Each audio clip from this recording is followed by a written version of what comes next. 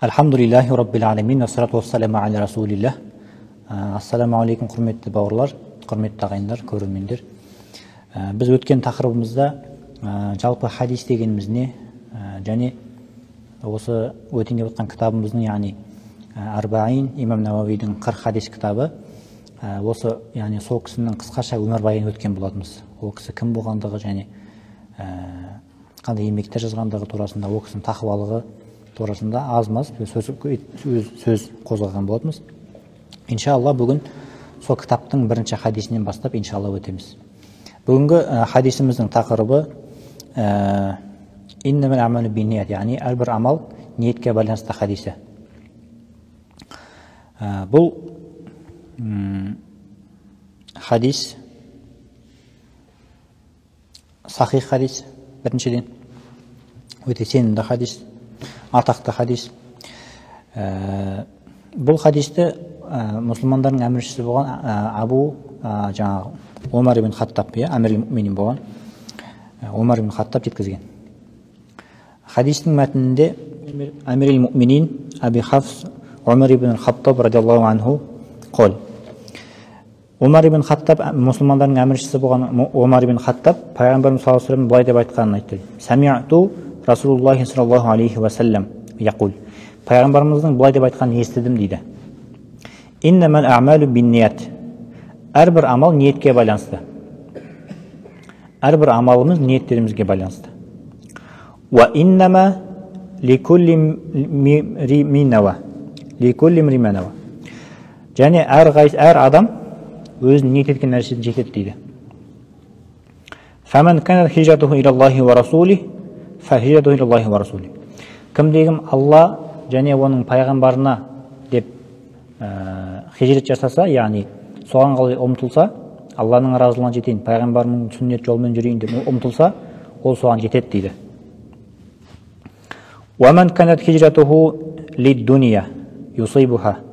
Кімдегім дүние үшін еңбек етсе, дүниеге жетейін деп еңбек етсе, ау имраатун янкихуха, немесе бір сұлу әйелге үйленейін деп көшсе, яғни соған ұмтылса, оның ниеті сол болса дейді. Фахижратуху иля ма хаджара илей. Ол өзінің ниет еткен нәрсесін жетеді дейді. Мінекей бұл хадисті Омар ибн Хаттаб радиаллаху анху пайғамбарымыздан естіп осы жеткізген. Мінекей хадистің мәтіні осылай, яғни бұл хадистің айтылу жаңағы ең бірінші айтылған кезде пайғамбарымыз саллаллаху алейхи ва саллям жаңағы Меккедегі мұсылмандар жаңағы мүшриктерден қатты жәбір көрді ғой, қиыншылық көрді. Сол уақытта Алладан әмір келіп, Меккеден Мәдинаға көшу Алладан сондай не келді, хижрет жасау, яғни Меккені тастап Мәдина қаласына көшу бұйрығы, хижрет бұйрығы келген. Осы хижрет бұйрығы келгеннен кезде, осы Алланың әмірі келген кезде, көптеген сахабалар Алланың разылығы, яғни Алланың әмірі келді, пайғамбарымыз бұны айтып жатыр деп, сол ниетпен көшкен. Яғни ниеттері не болған екен көшудегі? Тек қана Алланың разылығы, пайғамбарымыздың бұйрығы деп көшкен. Сол сахабалардың ішінде басқа ниетпен көшкендер де болған екен. Бір жаңағы кісілер сол Мәдинаға барып саудамен айналысып, дүние табайын деп көшкен. Сол хадисте соны айтылған. Уаман канат хижратуху иля дуния юсибуха дейді ғой, яғни кімде-кім дүниеге қол жеткізу үшін көшсе, сол соған жетеді деп айтқан. Немесе ау имратун янкихуха, немесе бір әйелге үйлену үшін көшсе деп айтып жатыр, пайғамбар хадисте. Демек, сол жерде бір оқиға болған. Бір сахаба жаңағы бір әйел кісіге ұсыныс жасайды, тұрмысқа шық деп. Ол кісі айтады, егер сен бізбен бірге Меккеден Мәдинаға көшсең, мен саған тұрмысқа шығамын деп шарт қояды. Әлгі кісі сол әйел үшін көшкен. Алайда сол жолда көрген қиыншылық, бәрі бірге қиыншылығын, жолдың жаңағы өзінің қиыншылығы болды. Енді ол уақытта көлік жоқ, машиналар, самолет жоқ. Жаяу жүргендер жаяу кеткен, түйесі балалар түйемен жүрген. Бұл мұсылмандардың ең бір қиын басынан жаңағы кешірген ең бір қиын сәттердің бір себебі сол соншалықты қиын болғаны соншалық сол хижретін дейді. Сол уақыттан бастап мұсылмандар жыл санағын бастаған. Сол хижрет басталды ғой. сол уақыттан бастап хижри мұсылманша жыл санағы басталған екен. Соншалықты ол жаңағы көшудің қиын болғандығы да мұсылмандар үшін. Сонда бір кісілер не істеген екен? Дүниеге қол жеткізейін деп көшкен. Біреулер әйелге сол әлгі қызға қолым жетсе екен деп көшкен. Пайғамбар сөзім соны айтқанда, яғни кім Алла разылығы үшін деп көшсе, және пайғамбарымыздың бұйрығы деп көшсе, сол соған жетеді, Алланың разылығына. Ал кім дүние үшін қол жетсе, сол соған ғана жетеді дейді. Дүниеге ғана қол жетеді, болды. Демесе анау жаңағы бір әйелге үйленеді, сол әйелге қол жетеді, болды. Сонымен оның ар жақтағы несі тоқтайды. Яғни ең биік шыңы, мақсаты сонымен бітті. Яғни ол ақыретте ештеңе алмайды деген. Сол нәрсеге қалады. Яғни ниеті не болды? Дүние болды ғой, сол дүниеге ие болады, дүниеде болды. Ақыретте оған ештеңе болмайды. Өйткені оның ниеті не болды? Дүние ғана болды, басқа ниет жоқ. Сол себепте осы хадисте пайғамбар айтқан. Яғни біздердің кез келген ісімізде ол ниет маңызды екен. Бір істі бастаған кезде, тек қана бастаған кезде ғана ниетіміз дұрыс болу шарт емес екен. Міндетті түрде сол істі аяқтағаннан кейін де, сол іс біткеннен кейін де ниетіміз дұрыс болу керек екен. Бір қисса бар, мынау Иса алейхиссалам, пайғамбарды білеміз, Иса алейхиссалам, ол кісі бір яхуди Иса алейхиссаламға келіп, я Иса, сенімен дос болсам бола ма? Сенімен дос болсам, сенің мынау пайғамбарсың, Алланың сүйген құлысың, сенің мынау көркем мінезің, сенің қасында жүрсем өзімде жаңағы мінезім тураланып, солай Аллаға жақындайтын шығармын деген ниетпенен не істеген екен? Иса алейхиссаламмен дос болған әлгі кісі. Ең бастапқы ниеті қалай? Дұрыс, иә? Бастапқы ниет дұрыс болған. Сонымен Алланың қалауымен я Иса алейхиссалам жарайды, дос болайық деп екеуі жаңағы дос болады, әлгі яхуди екеуі. Күндердің бір күні яхуди екеуі жаңағы Иса алейхиссалам яхуди досыменен сапарға шығады. Сөйтіп сапарға шығып бара жатқан кезде Иса алейхиссалам 3 шелпек алып шығады өзімен бірге. Сөйтіп жаңағы досы екеуі сапарға шығады. Біраз жол жүргеннен кейін бір жерге келіп тоқтап демалады. Демалған кезде отырған кезде Иса алейхиссалам жаңағы дорбасын ашады да, досына бір шелпек береді, өзі бір шелпек жейді да, сөйтіп үшінші шелпекті қойып қояды. Дорбаға салып қойып қояды. Сөйтіп Иса алейхиссалам жаңағы тынығып алайын деп жатады. Содан кейін біраздан кейін тұрса, жаңағы дорбасында үшінші шелпек жоқ дейді. Қасында жаңағы яхудиден басқа ешкім жоқ қой. Сосын жаңағы кісіден сұрайды: "Ей бауырым, үшінші шелпек қайда?" деп. "Оны білмеймін, мен жеген жоқпын, мен алған жоқпын" деп айтады. Сосын жарайды дейді да, екеуі ары қарай сапарын жалғастырады. Бір жерге келіп, бір теңіздің жағасына келеді да, енді мына теңізден қалай өтеміз деп жаңағы яхуди таңғалып тұрған кезде Иса алейхиссалам мына суда қолына ұстайды да, бисмилля деп айт дейді да, қолына ұстап, бисмилля деп судың теңіздің бетімен жүріп кетеді. Сонда жаңағы кісі судың бетімен келе жатқан кезде таң қалған ғой, Алланың құдіретін көріп ше. Сол жаңағы судың ішіне балықтарды көрген. Жаңағы таң қалған да. Сөйтіп теңіздің ар бетіне шыққаннан кейін Иса алейхиссалам айтады: "Я досым" дейді. "Осы бізді теңіздің бетімен жүргізген Алланың атынан айтшы, үшінші шелпек қайда?" деп сұрайды. "Валлахи, мен білмеймін оны, мен не үшін сұрай бересің, оны мен жеген жоқ, мен алған жоқпын" деп жаңағы досы айтады. Сонымен жарайды дейді да, тағы біраз жол жүріп бір жерге отырады, тынығып. Сонда бір лақ жүреді да, соны Иса алейхиссалам кел деп жаңағы шақырып, лақты Алланың қалауы бисмилля деп, бисмилля Аллаху акбар деп сойып, жаңағы екеуі жейді. Соны жаңағы лақты жеп болғаннан кейін сүйегі қалады ғой. Сол сүйегіне Иса алейхиссалам Алланың атымен тұр деп айтады да. Алланың атымен тұр деген кезде әлгі сүйек бағанағы лақ қалай жаңағы ойнап жүрген, тура солай жаратылады қайтадан. Сөйтіп та қайтадан жүгіріп кетіп қалады. Соны жаңағы яхудидің көз алдында болып жатыр ғой осы жаңағы мұғжизалар. Соны көрген кезде қатты таңырқайды. Иса алейхиссалам шын пайғамбар екендігіне тағы бір жаңа дәлел мұғжизаны көреді. Сонымен жаңа яхуди досынан сұрайды да, я досым дейді, осы бізге лақты етін жегізген және осыны қайтадан тірілткен Алланың атымен айтшы, үшінші шерпек қайда деп сұрайды.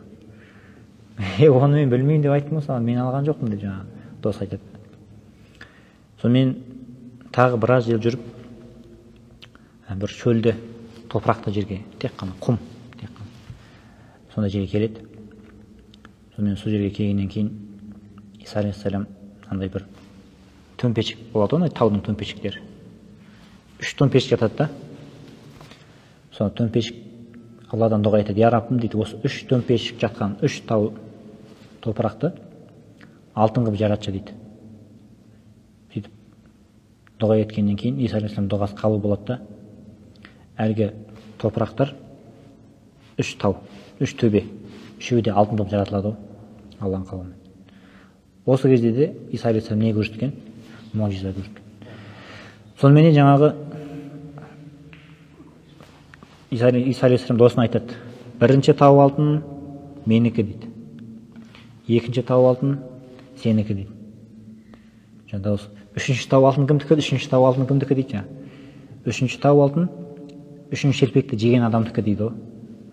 Сонда жаңа кісі ат бұрады, оны мен жегем Иса, оны мен жегем ғой дейді. Сөйтеді де жаңағы ол да менікі, үшінші де менікі деп жаңағы досы не істейді жаңағы. Осы сөзді естіген кезде Иса алейхиссалам айтады, я досым дейді, біздің осы жерден достығымыз бітті дейді. Сенің ең бастапқы ниетің Алланың разылығы үшін деп ниеттенген едің ғой, ол басында ниетің дұрыс болған еді дейді. Ал бірақ сен жаңағы дүние үшін ниетіңді өзгерттің ғой, осы жерден біздің достығымыз бітеді дейді.